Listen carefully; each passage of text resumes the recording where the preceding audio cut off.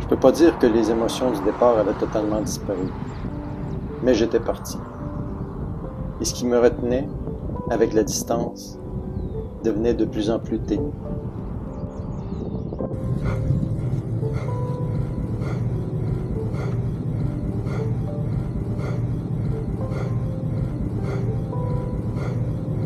Et j'avais autre chose pour m'occuper l'esprit. C'est près de Donnacona que j'ai rencontré mes premières montées. Et les montées sont généralement accompagnées d'une petite récompense.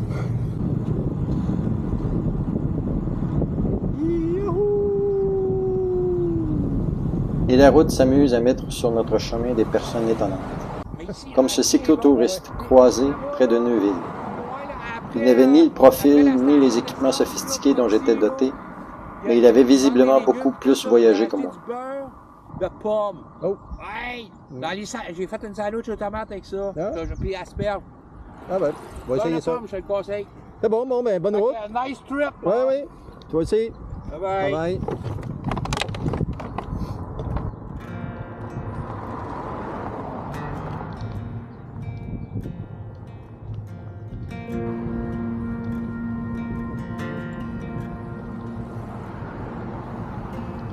Mais la route m'appelle encore, mais cette fois, avec la promesse d'une belle rencontre. J'ai rendez-vous avec ma belle grande fille Savannah. Elle ne le sait pas, mais cette rencontre m'a fait le plus grand bien. C'est comme si cet au revoir scellait le sort de ce lourd départ que je ressentais depuis la veille.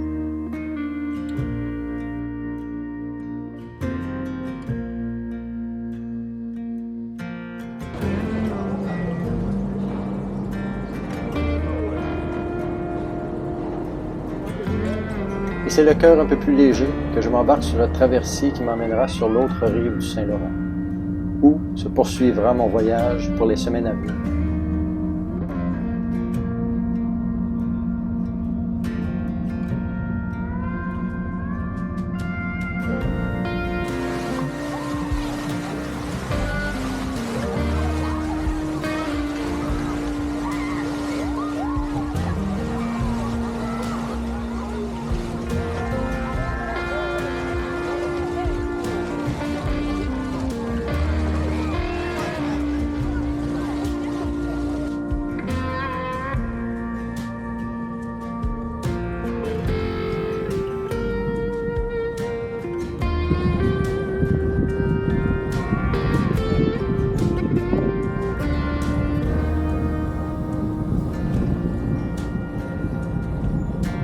Et je passerai ma seconde nuit dans un motel à Beaumont.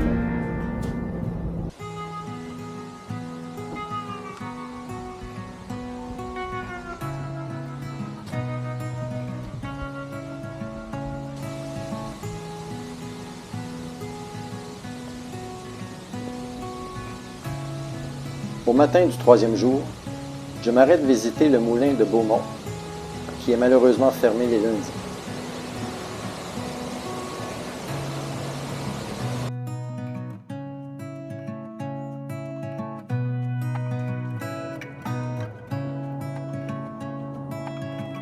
Mais en après-midi, je visiterai le Musée maritime du Québec à Lillet.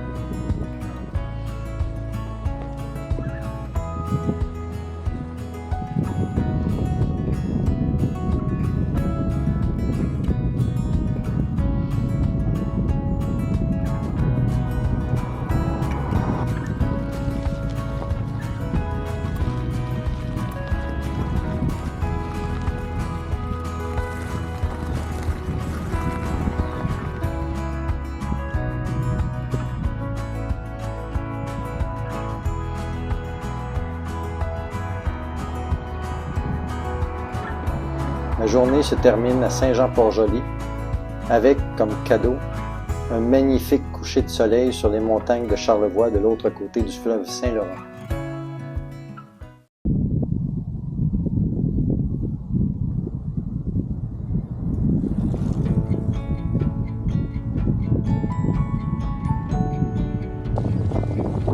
C'est en grande partie sur la véloroute du doux pays qui longe l'autoroute 20 que je roulerai la 4e journée pour me rendre à Kamouraska.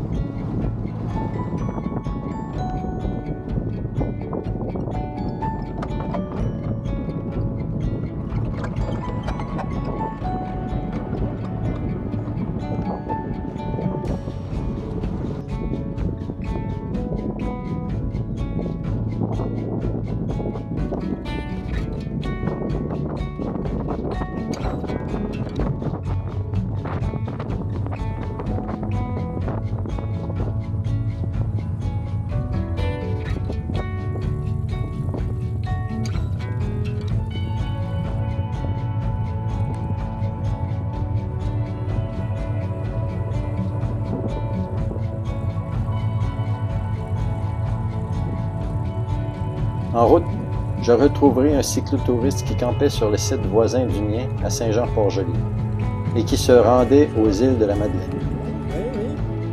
Il ambitionnait de se rendre à Rivière-du-Loup, mais lui aussi a été contraint de réviser ses plans en raison des forts vents de face qui ralentissaient notre allure cette journée-là.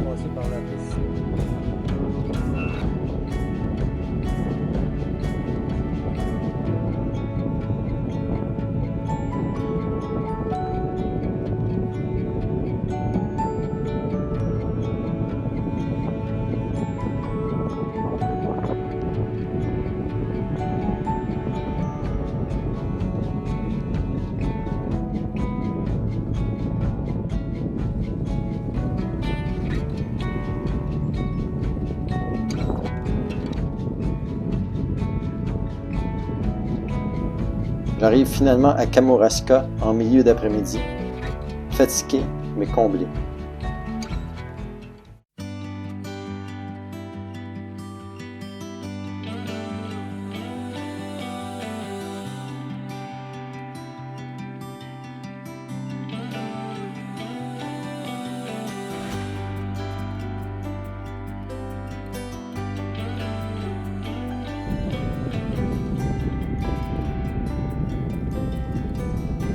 Les conditions météo de la 5e journée sont meilleures et j'avale les kilomètres plus facilement qu'anticipé, ce qui me fera reviser la destination que je m'étais fixée initialement.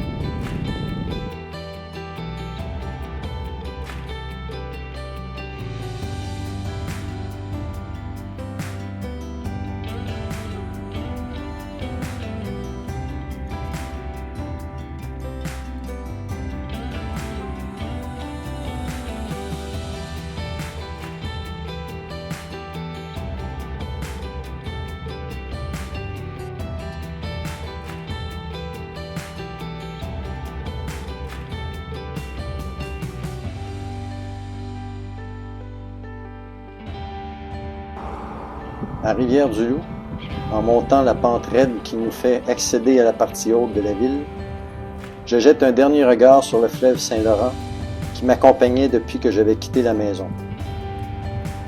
Je ne le retrouverai qu'au dernier jour de mon périple si tout se passe comme prévu.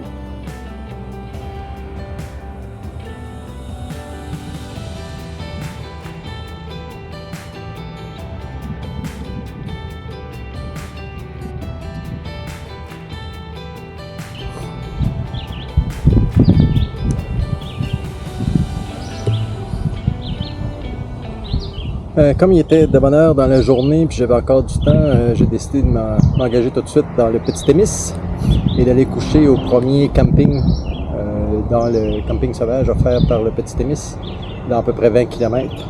Donc je devrais être là dans 2 heures maximum. Donc c'est ça. Et après ça, Nouveau-Brunswick, 132 km. C'est là que je devrais être dans 2-3 jours.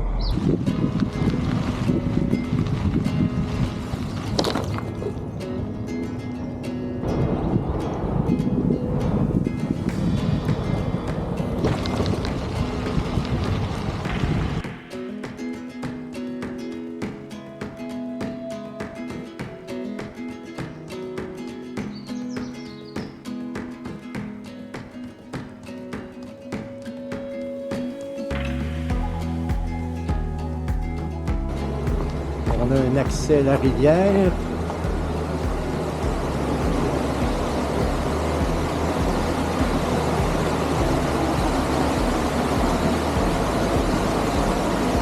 Ah, on va sûrement se baigner.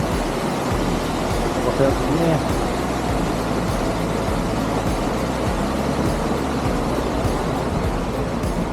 Et on va aller voir les sites de camping. C'est 5 plateformes et il y a une toilette sèche. J'ai fait le plein d'eau, mais il y a de l'eau de la rivière, je pourrais en filtrer au besoin. Évidemment, il n'y a aucun campeur. Donc toutes les plateformes sont disponibles.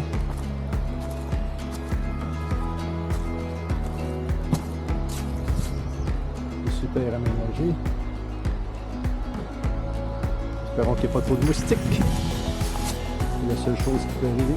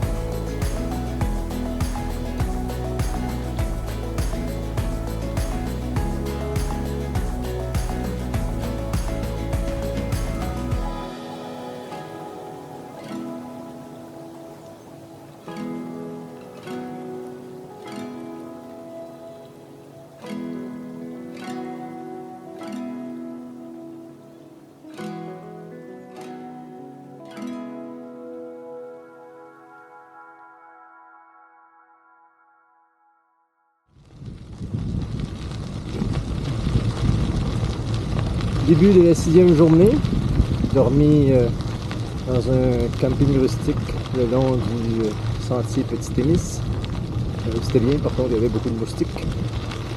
C'était le long d'une petite rivière, je me suis baigné, ça fait du bien. Donc je suis parti à 8h30 ce matin. La seule chose qui m'inquiète, c'est qu'il y avait une enseigne à l'entrée du sentier qui mentionnait que dans 44 km, puis il y en avait une deuxième à 38 km, que le sentier était fermé sur 4 km. Et que là, il fallait réserver, ou il fallait prendre une navette qui serait disponible du 21 juin au 2 septembre. Mais il se trouve qu'on est le 6 septembre, le 6 juin, pardon. Donc, il y a des... le sentier intersecte avec des routes qui mènent à des villages, un ou deux. Donc, je vais essayer de trouver une solution. Alors, voici le bilan de la situation. Effectivement, le Petit-Témis est impraticable. J'ai appelé 2 services de dépannage qui n'étaient pas disponibles avant cet après-midi. Et un troisième qui va venir me chercher dans à peu près une demi-heure, trois quarts d'heure. Il faut qu'il parte de Rivière-du-Loup. Donc il va m'amener mon vélo et mes sacoches et moi de l'autre côté des travaux là, qui bloquent le Petit Témis. Donc ça va être une portion qui ne sera pas faite à vélo, mais on n'a pas le choix. C'est comme ça.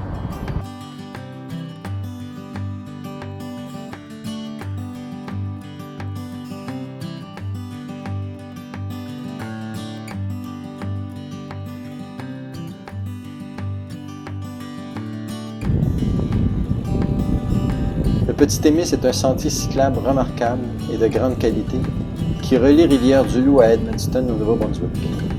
J'ai eu beaucoup de plaisir à y circuler. À Cabano, je retrouve la ville que Sylvie et moi avons visitée 2 ans auparavant. Le long du lac Témiscouata, la vue qu'offre le Petit Témis est imprenable.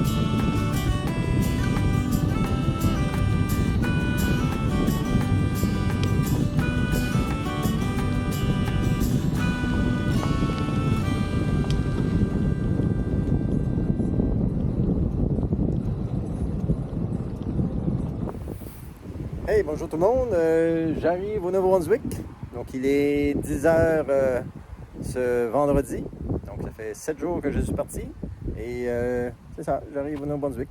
La température est couverte, mais ça roule bien, c'est pas chaud, c'est frais, donc on va continuer, on va se rendre un petit peu plus loin que Edmundston aujourd'hui, à Saint-Basile.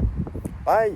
Étant un homme de tradition, j'ai décidé qu'à chaque fois que j'allais franchir la frontière d'une province, j'allais mettre un collant de la province que je quitte sur le cadre d'Hercule pour le remercier pour ses loyaux services et pour célébrer ce petit instant de bonheur